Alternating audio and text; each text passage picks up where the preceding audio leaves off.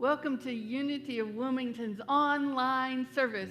My name is Reverend Nikki Golden. I'm here to be your worship assistant. Reverend Mindy Tucker is giving the talk today, the lesson today, and we are greatly honored to have Reverend Therese Lee from Unity of Hilton Head here. She'll be doing the meditation and reading the poem for us as we inspire each other to live in our fullness of our divinity, to be the absolute best individuals that we can be, and to love as generously as possible. Let's take a moment and tune into that great oneness that we are with all that is in a moment of prayer.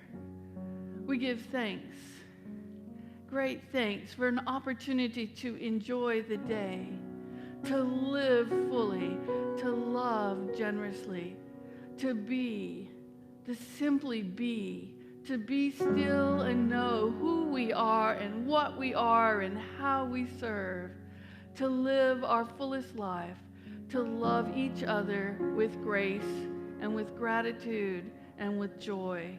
And as we move through this time together, we give thanks for your presence with us, and the knowing that as we tune into our hearts, as we are aware of our divine nature, we make a difference in the world. We transform lives simply by being who and what we are. And so it is, and so we let this be. Amen.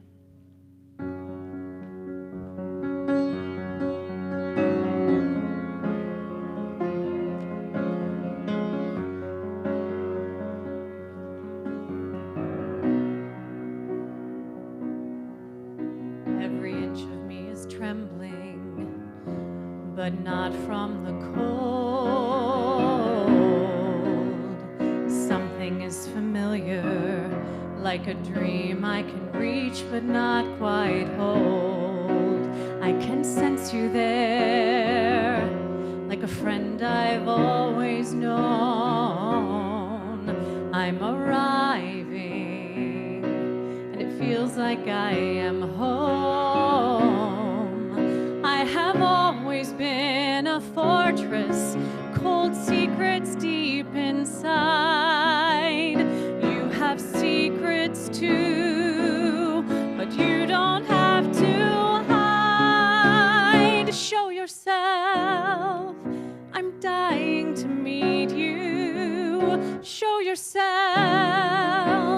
it's your turn. Are you the one I've been looking for all of my life? Show yourself, I'm ready to learn.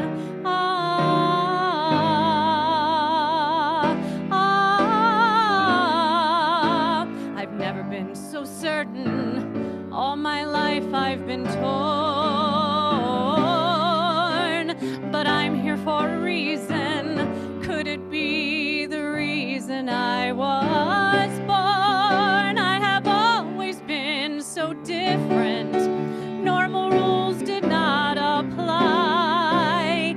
Is this the day? Are you the way? I finally find out why. Show yourself, I'm no longer trembling. Here I am, I've come so far. You are the answer I've waited for all of my life.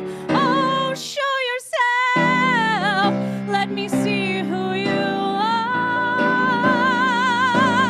Come to me now, open your door. Don't make me wait one moment more. Come to me now, open your door. Don't make me wait one moment more.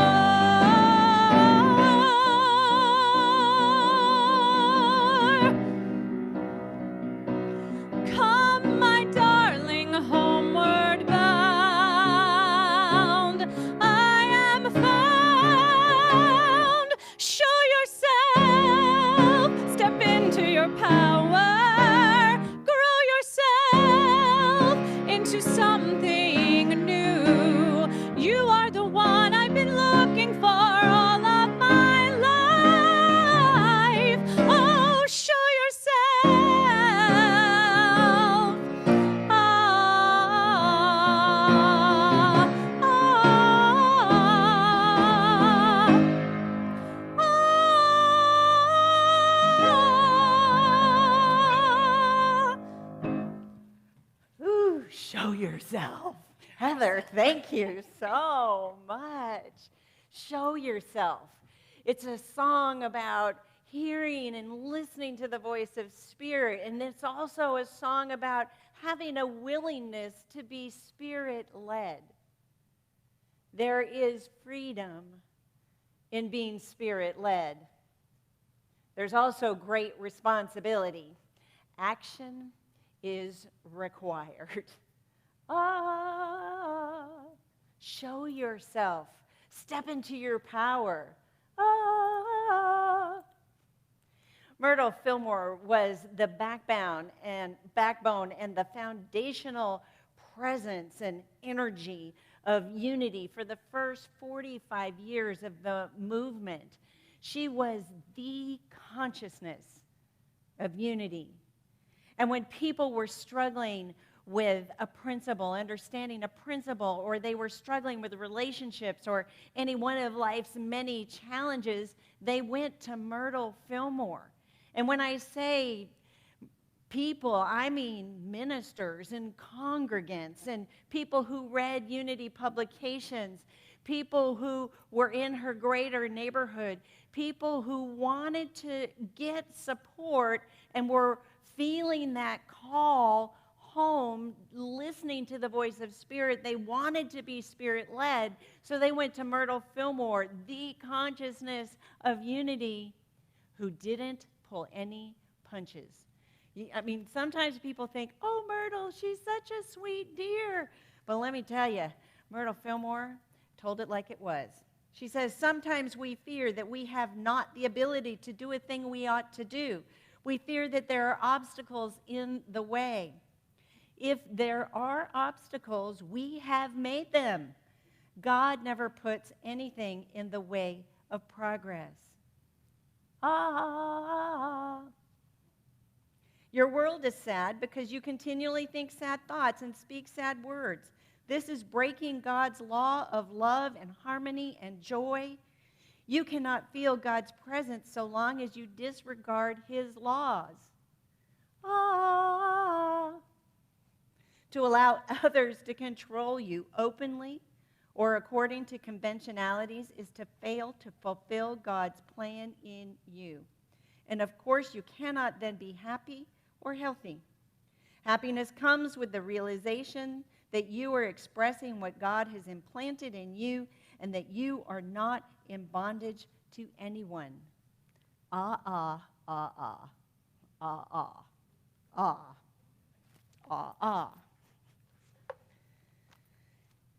There is great freedom with being Spirit-led and great responsibility. One of the people who wrote Myrtle was requesting guidance and support, as so many of them did, and this is what they wrote. The home should be regarded as the most important factor in national life, and homemaking as a sacred and distinguished trust in which all are alike vitally responsible. Now, Myrtle believed that homemaking was essential to us as humanity for making good citizens. But she also believed, now homemaking is different than housework. She had some beliefs about housework, but we're not talking about those. We're talking about homemaking. Myrtle also believed that homemaking was a metaphor for spiritual care. So if we took a look at her statement here and recognized the metaphor that she was putting in front of us, it's even more powerful than her simple words that don't pull any punches. She said the home. Now the home is our consciousness. Our consciousness should be regarded as the most important factor in national life. National life was a metaphor for our outer world, for any condition or conditions or set of combination of condition that comprise our external environment. And then homemaking as a metaphor was really about mindful creation. So we're mindfully creating, we're making a home, we're mindfully creating the environment, and when we mindfully create, we are required to be responsible for that, both individually and collectively. So here's what it could look like. Our consciousness should be regarded as a most important factor in our external environment, and mindful creation as a sacred and distinguished trust in which all are alike vitally responsible, individually, collectively. There is great freedom in being Spirit-led, and also great responsibility. There's a little known story in the book of 2 Kings in the Bible with a better known phrase, and the better known phrase is, set your house in order. Now, this is a phrase that we hear today from medical professionals when we're at the end of life, when we've received that imminently terminal diagnosis. We would hear something like, set your house in order, or get your affairs in order, and those are code words for, you better make sure you have a will. And now is the time to make amends. Now is the time to tell people, I love you. You are, and you have been, the best part of my life. In 2 Kings 20, Hezekiah had compromised the nation of Judah by taking compensation from the Assyrians. So in other words, he was taking bribes from a foreign power. Subsequently, Hezekiah became gravely ill, and he called the prophet Isaiah to him for a healing. So Isaiah comes in, he takes one look at Hezekiah, and he says this, set your house in order, for you shall die. You shall never recover. And Hezekiah wept bitterly. He was so sorry, and then he engaged in an action. He took responsibility. He stood up, he turned, and he faced the wall. Hezekiah turned his face to the wall and prayed to the Lord. Metaphysically, Hezekiah represents the expression of spiritual truth in the executive power of our mind. And Hezekiah took an action. He changed his perspective. He changed the rule that he had in his mind, the dominion of thoughts. He turned and he faced away from anarchy, strife, bloodshed, war. He faced away from that, and he brought his consciousness into alignment with divine mind. Such is the power of our spiritual strength, that we can come into alignment with spiritual law. Such is the executive capacity of our mind, the executive power of our own mind to see things from a different point of view, to change our perspective. Such is the freedom of being Spirit-led. Now, some of us have an issue with the whole idea of being Spirit-led. I mean, what does that mean anyway? That is such a broad, esoteric term, and pretty soon, if we have the freedom to be Spirit-led, we're going to be hearing voices, ah, and they're going to irritate us, and we're not going to know what to do with them. Sometimes we want a greater clarity and more specific instructions. We get the big idea, but we want the more concrete how-to. A man named Arthur Gordon was in a slump. And he even said he was in the kind of slump that had changed the graph of life. He felt stagnant. His energy was dormant. He felt that his vitality had completely drained out of him, and his zeal had waned. And the more he thought about it, the more paralyzed he became. And one day he had the realization that he needed to get help. He needed support, that he was too stuck to get out of the mindset and the situation, the condition that he had created. So Arthur went not to a psychiatrist, but to a regular old MD doctor, a doctor who was super old school, had a gruff personality, but under that gruff exterior was a man who was experienced and wise. So as Arthur poured out his tale of woe, his frustrations, his angst, his paralysis, that doctor sat there and put his fingers in a tent and listened and paused. And then he asked Arthur a question. He said, "Where were you happiest? Where were you happiest as a child?" Reverend Nikki, could you get me a tissue, please? A pause for the cause. So he asked Arthur, he said, "Where were you happiest as a child?" And Arthur echoes back and says, "As a child, where was I happiest?" He says, "Well, I suppose at the beach. We had a cottage there, and we were all happy there."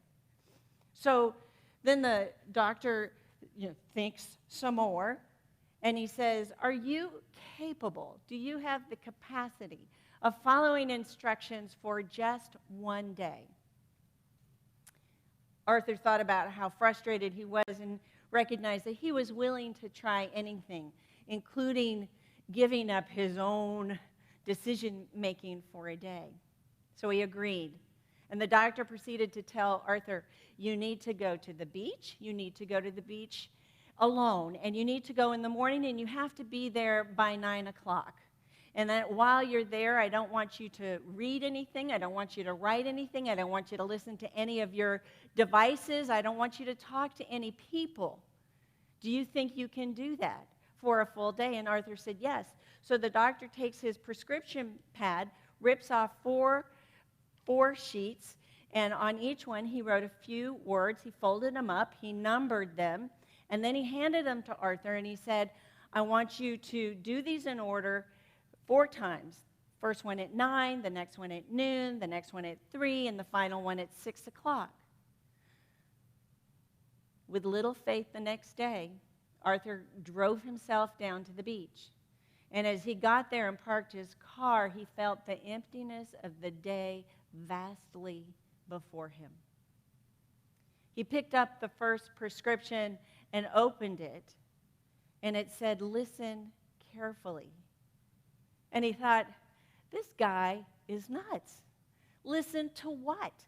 He said, "No news, no music, nothing from my devices, no podcasts, no audibles, no nothing, no talking to people. What am I supposed to listen to?" And then he took a breath and he says, "I'll give it a try." And all he could hear was the roar of the surf, the cries of the seabirds, the wind, and even an airplane flying overhead. And he thought, all of these sounds are familiar. All of them are familiar. What am I supposed to be listening carefully for? He got out of the car, and as he was walking down to the beach, in a flash, he recognized that the bellowing sound that was overwhelming every one of his senses must have a sound underneath that, and a sound underneath that. The wind must be moving the sand in a way that rustled. The wind must be moving the seagrass in a way that whispered.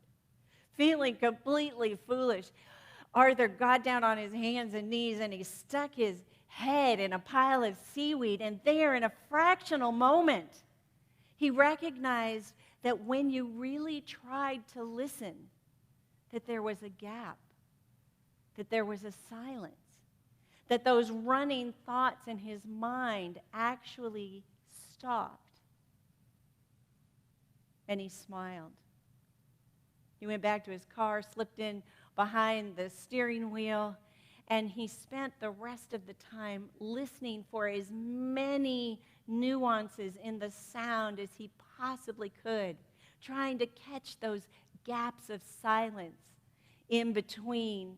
After a while, he recognized that he was thinking about the strength and the fury, the white fang fury that waves could whip themselves up into in a storm. And he recognized that he was actually thinking of something greater than himself. 12 o'clock came, and the wind had blown all the clouds out of the sky, and the sun was sparkling and hard and merry on the sea. So Arthur took out the second prescription. It said, try reaching back. Well, of course, the doctor must have meant back into the past. But why, when there were so many things to worry about, the permanence of the present moment weighing on him and the uncertainty of the future, why would he go back in the past? And then he had a sudden memory of his brother and the last fishing trip he had taken with his brother, the way that the sun had been shining on him and the waves had been coming up around their knees, and that sudden bow of the rod as a fish was snagged on his brother's line, and the yelp of excitement. Arthur started to think, I can see it all. I can see the ivory scimitar of the beach. I can see it. I can feel it. And I feel happy. Happy people are assured and have self-confidence. So if I can take a moment now and try to reach into the past, try to reach back, then I can capture those tiny moments of happiness, those tiny moments of power, and I can hold on to them to support me in my present time and to comfort me and to give me assurance for the uncertainty of the future. He sat there happily, remembering, reliving, reveling in episodes of his life, even uncovering a few that he had forgotten.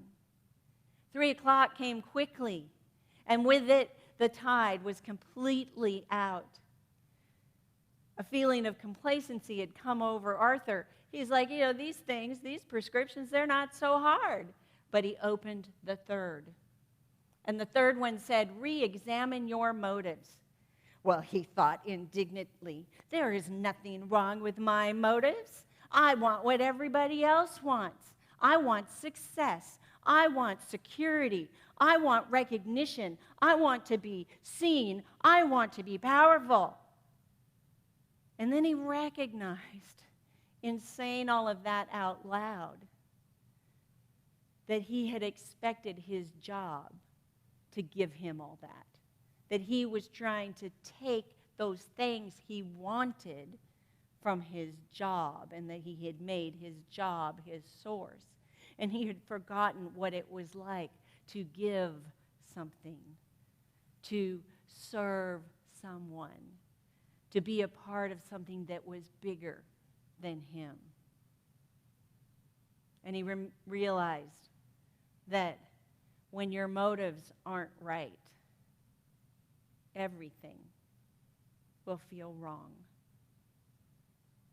So let's recap 1, 2, and 3 before going on to number 4. Number 1, listen carefully. Listen for those gaps. Create and expand those bits of silence. Number 2, try reaching back. This is all about attaching your consciousness to elevated emotions. We want to attach our consciousness to the elevated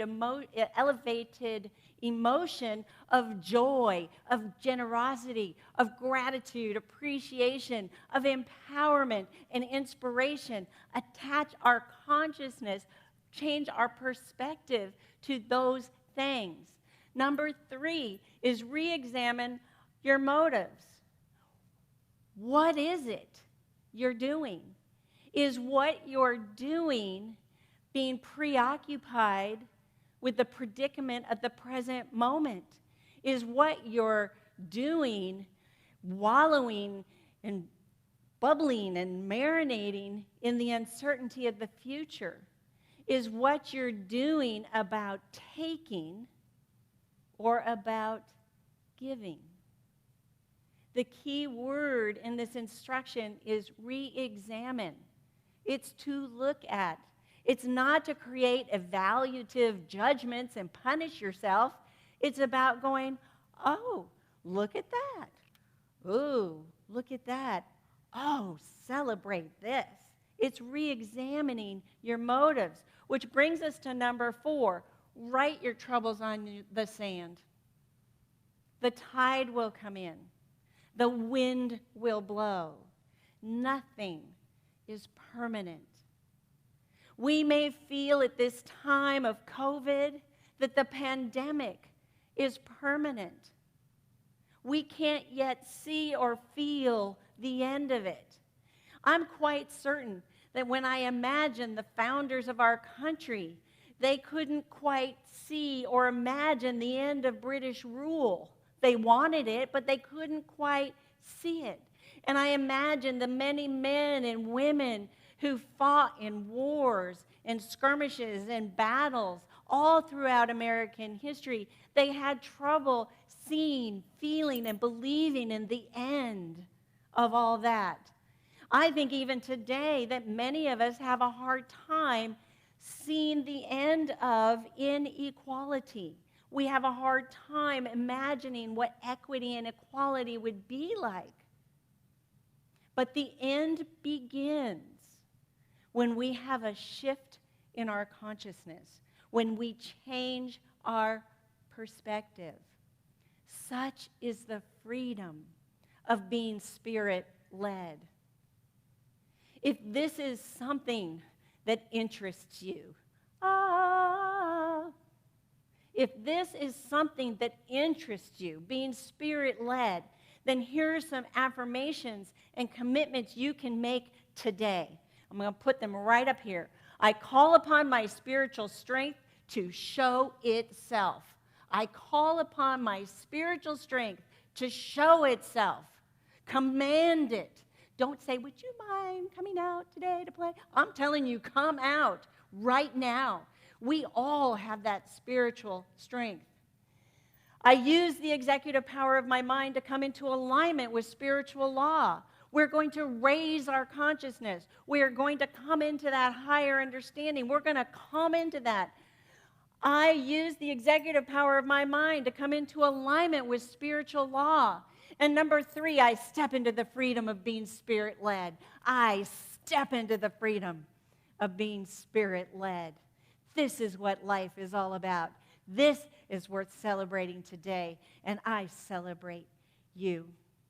I'm going to invite Reverend Therese Lee to come up, give us our meditation, and come into a time of reading. I invite you now to close your outer eyes and take a moment to move from your head to your heart. We know that sometimes it's the longest journey in our life each day.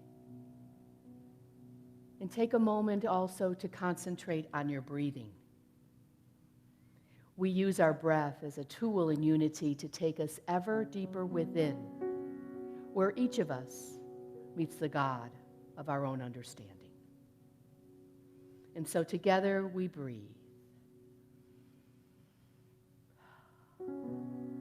And if you're comfortable, you might even want to put your hand on your heart as we celebrate this weekend the truth of who each of us is. Spirit-led each time we choose. We breathe into the freedom of saying, yes, I honor you, and I honor me. I take a moment each time I remember to shift my consciousness, to call forth a sense of gratitude. And maybe I might actually write a list of counting my many, many blessings. Each time we choose to be mindful, the consciousness shifts healing takes place. Every cell in our body responds to our breath. Individually and collectively, we share our love by being present, first to ourselves and then to each other. And we continue breathing. We continue to think of things that make us full of gratitude. How might you celebrate your freedom today? How many smiles might you bless those you see today? And with our masks on, that means we're smiling with our eyes and sharing the love that is each of us.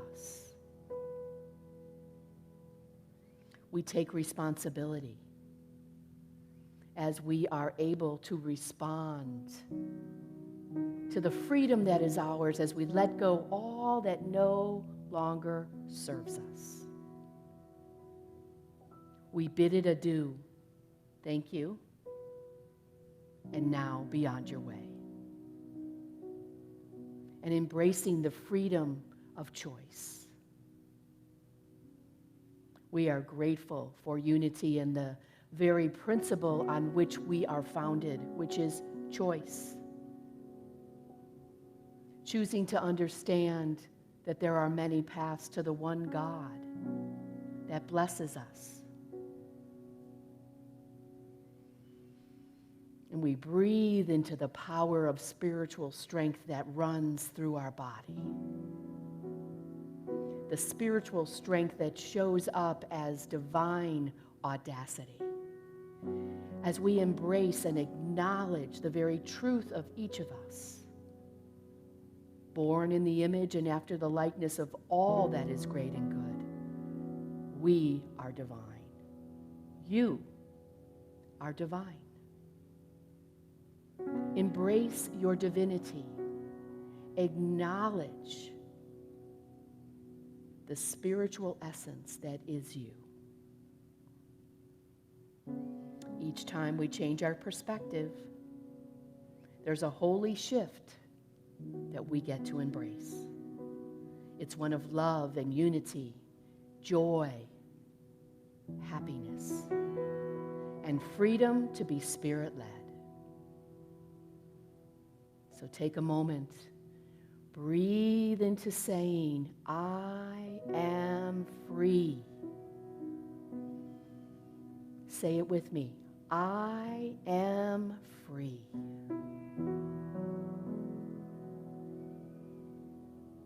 We are grateful for all of our blessings, seen and unseen. We are grateful for unity and the freedom that embraces each other. Every single soul.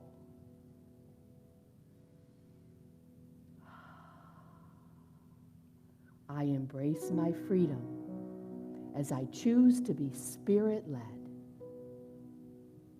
And so it is, and so we let it be. Amen.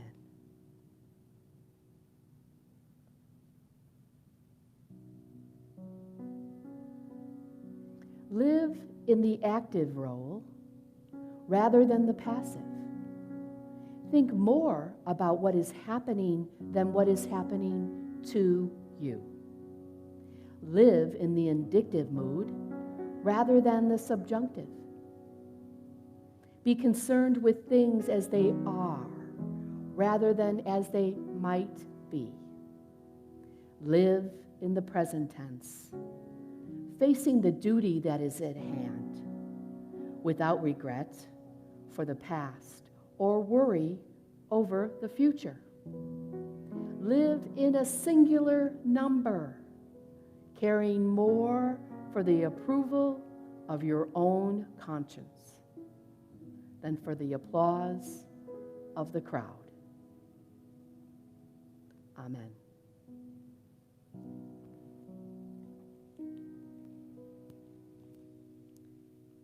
At Unity of Wilmington, we acknowledge the one presence and one power active in our lives and in the universe, God, the good omnipotence. We believe our mission is to expand consciousness and inspire personal transformation. If you are moved and inspired to support this message in times like these, moments of connection like these, I invite you to give and give generously to Unity of Wilmington. You may do so on Facebook. You may do so on our website, unitywill.com, only one L. Hit the donate button or mail us a check to 717 Orchard Avenue. And for your generosity, we say thank you. The world thanks you. People receiving, open to and engaging in action based on these words are grateful to you.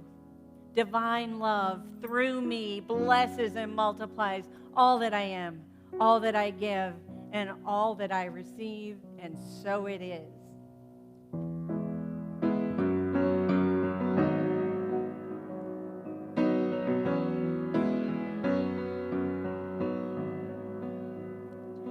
We have fallen down again tonight. In this world, it's hard to get it right. Trying to make your heart fit like a glove.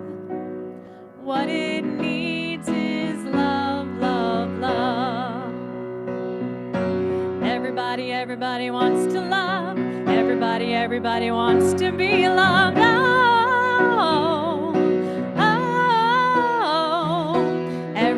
Everybody wants to love. Everybody wants to be loved.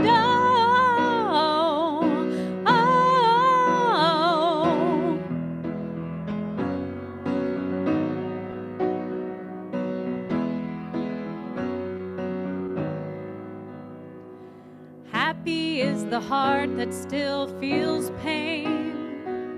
Darkness drains and light will come again. Swing open up your chest and let it in. Just let the love, love, love begin. Everybody wants to love. Everybody wants to be loved.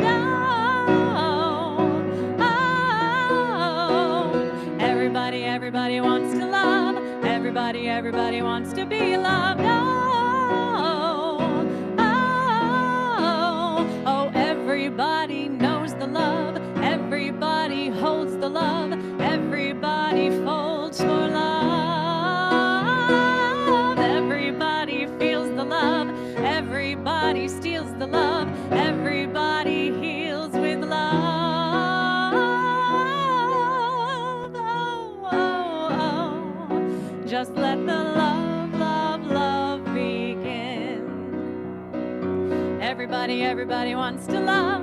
Everybody wants to be loved. Oh, just let the love, love, love begin. Everybody wants to love. Everybody wants to be loved. Oh, just let the love, love, love begin. Everybody knows the love. Everybody holds the love. Everybody folds for love. Everybody feels the love. Everybody steals the love. Everybody heals with love. Everybody wants to love. Everybody wants to be loved. Oh, oh, oh. Everybody wants to love. Everybody wants to be loved. Oh, oh, just let the love, love, love begin. Heather, that's a song that's just going to be in my mind. I mean, I think the ahs are like but thank you for being with us today. And Paul Miller on the keyboard. Thank you so much, Paul. Absolutely. Today's daily word is comfort. Take a breath into that word and see if you can generate that feeling of what it feels like to be comforted. The Christ within us is our comfort. The daily word affirmation is the Christ in me is my comfort. Breathe into that, feel it. Let yourself experience that comfort of that which is the truth of you coming forth within you, emerging to support you. If you would like some prayer support around comfort or any other experience, external condition that you are facing, we would love to pray with you. You can go to the website and click the prayer button. You can email revnikkigolden@gmail.com. You can call us at 910-763-5155. You can reach out in any number of ways, including Silent Unity with their prayer service. We are here to support you always in prayer. And we want to remind you today that you are a beloved expression of God. You are here for a holy purpose. We are always in the right place at the right time right now. As you go through your day, your week, and your life, I invite you to answer the call of Spirit, to step into the freedom of being Spirit-led. You are the strength of Spirit. You have the executive capacity of mind to come into alignment with spiritual law. I celebrate you now and always.